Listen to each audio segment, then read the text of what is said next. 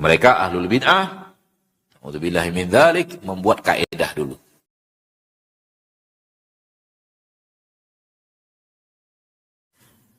Agama ini, agama yang diajarkan Allah dan Rasulnya ini, kandungannya yang terbesar adalah memperkenalkan Allah kepada kita. Al-Quran, isi kandungan Al-Quran terbesar, Allah ingin memperkenalkan dirinya kepada kita. Kandungan isi hadis yang terbesar adalah Rasul ingin memperkenalkan kepada kita, inilah Rob kalian, inilah pencipta langit dan bumi, ini yang telah melakukan untuk kalian. Dialah Rob kalian, dialah. Allah ingin memperkenalkan dirinya kepada kita.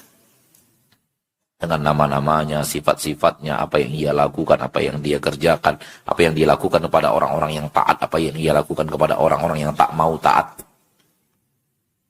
Isi kandungan terbesar Al-Quran itu, kandungan terbesar hadis Nabi SAW.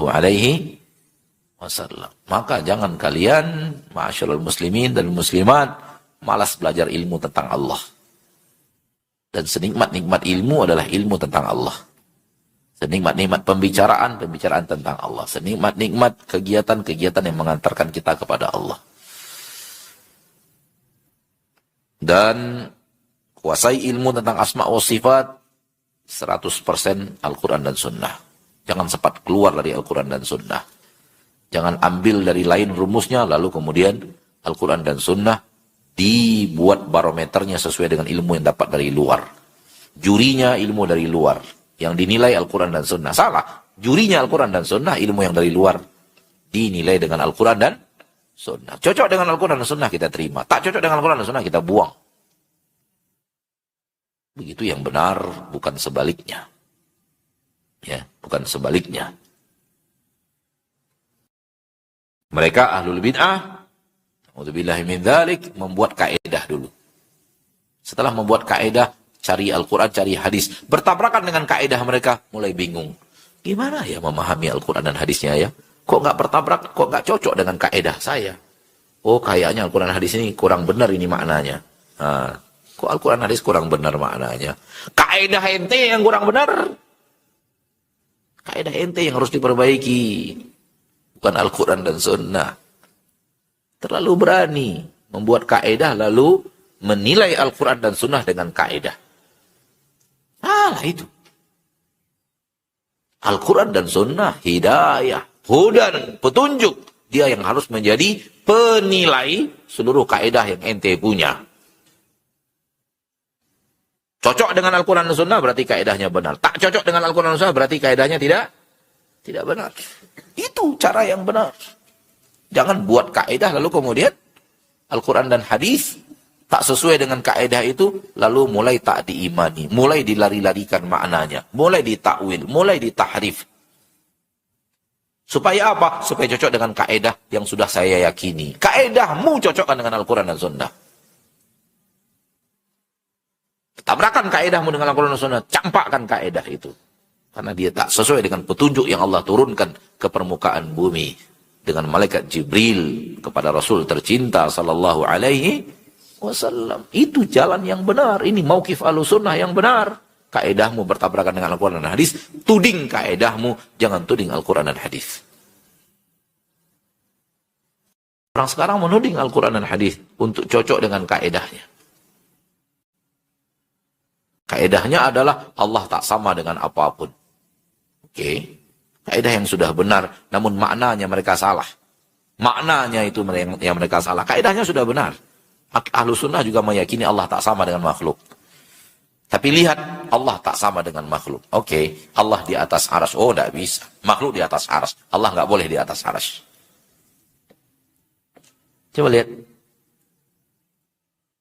Kaedah mereka sudah salah. Cara memahami kaedahnya sudah batil.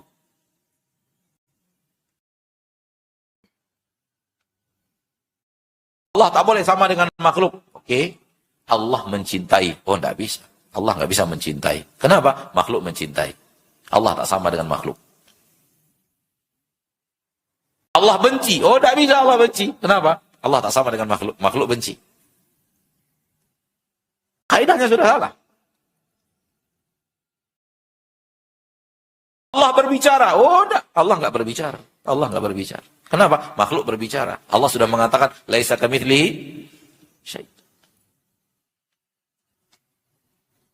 Allah hidup. Bingung mereka. Makhluk juga hidup. Iya, Allah hidup. Tuh makhluk juga hidup, men. Nafikan saja Allah hidup. Enggak mungkin. Allah itu hidup. Lalu makhluk juga hidup. Kata kamu enggak sesuai dengan apapun yang sama dengan makhluk, nafikan. Tapi ini enggak bisa dinafikan. Oh, berarti gini cara memahaminya, kata mereka. Hidupnya Allah sama dengan hidupnya makhluk. Loh, sama dong. Cinta Allah tak sama dengan cinta makhluk. Bencinya Allah tak sama dengan benci makhluk. Berbicaranya Allah tak bersama dengan berbicaranya makhluk. Kenapa ente di sini bisa, di situ tak bisa? Paham?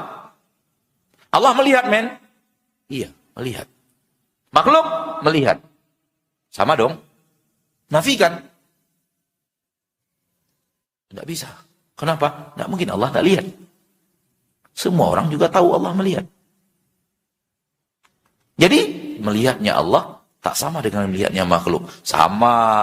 Cinta Allah juga tak sama dengan cintanya makhluk. Bencinya Allah juga tak sama dengan bencinya makhluk. Mengolok-oloknya Allah juga tidak sama dengan mengolok-oloknya makhluk. Hidup Allah tak sama dengan hidupnya makhluk. Marahnya Allah tak sama dengan marahnya makhluk. Bahagianya Allah tak sama dengan bahagianya makhluk. Tangan Allah tak sama dengan tangan makhluk. Wajah Allah tak sama dengan wajah makhluk. Kaki Allah tak sama dengan kaki makhluk. Jari jemari Allah tak sama dengan jari jemari. Apa bedanya? Sama satu sama lain. Tidak ada yang beda.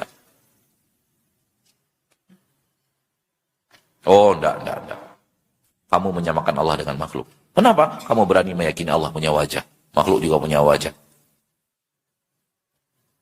Kaidahnya laisa kamitslihi syai'. Kaidahnya sudah benar. Cara ente memahami kaidah salah.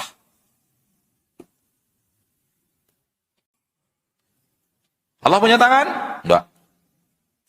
Kenapa ente tidak berani mengatakan Allah punya tangan? Sementara Allah yang mengatakan, yadullahi fauqa aydihim. Tangan Allah di atas tangan-tangan mereka. Saya tidak ingin menyamakan Allah dengan makhluk. Allah tak sama dengan makhluk. Dia Allah nggak punya tangan? Tidak.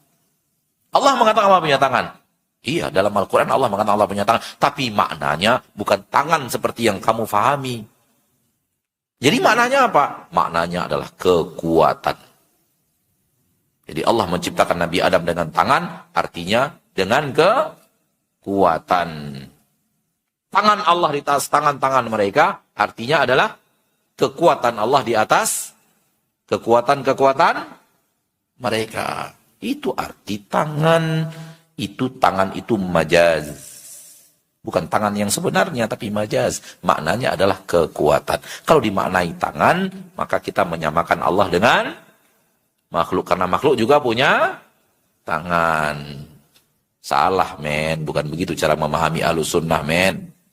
Allah punya tangan, makhluk punya tangan. Tangan Allah tak sama dengan tangan makhluk. Begitu cara memahami yang benar. Sebagaimana hidup Allah tak sama dengan hidup makhluk. Rahmat Allah tak sama dengan rahmat makhluk. Sayang Allah tak sama dengan sayang makhluk. Murka Allah tak sama dengan murka makhluk. Makhluk murka.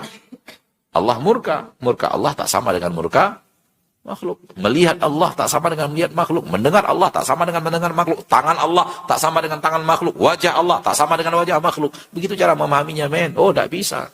Kenapa tidak bisa? Ya karena itu akan membuat saya menyamakan Allah dengan makhluk. Kalau saya meyakini Allah punya tangan. Kenapa? Makhluk juga punya tangan. Berarti sama dong. Oleh karena itu saya nggak bisa meyakini Allah punya tangan. Saya hanya bisa meyakini Allah punya kekuatan. Oke. Makhluk juga punya kekuatan, men. Makhluk punya kekuatan nggak? Ayo lari. Lari mana kamu? Saya kejar. Coba larikan lagi kekuatan kepada makna yang mana yang kamu inginkan. Nggak bisa. Kemanapun lari, makhluk punya kekuatan yang punya kalimat yang sama dengan itu.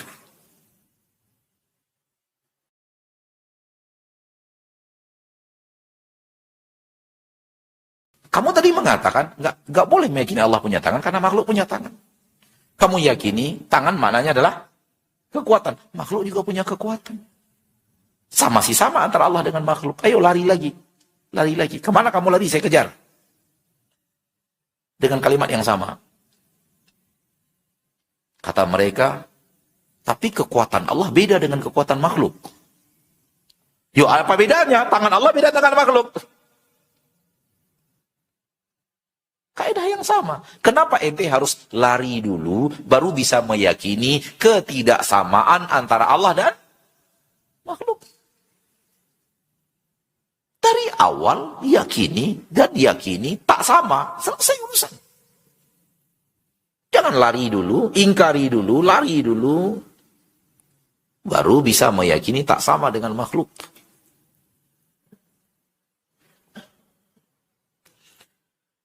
Antum kalau tak paham, tak apa-apa. Karena lambat laun nanti paham insya Allah. Tapi insya Allah paham kan? Ustaz berusaha menerjemahkannya dengan kalimat yang semudah mungkin bisa kalian pahami. Semoga kaum muslimin memahaminya juga. Sampai di sini pertemuan kita. Wassallallahu wasallam wa baraka wa an'ama ala abdihi wa rasulihi Muhammad. Subhanaka Allahumma wa bihamdika asyhadu an la ilaha illa anta astaghfiruka wa atubu ilaik. Assalamualaikum warahmatullahi wabarakatuh.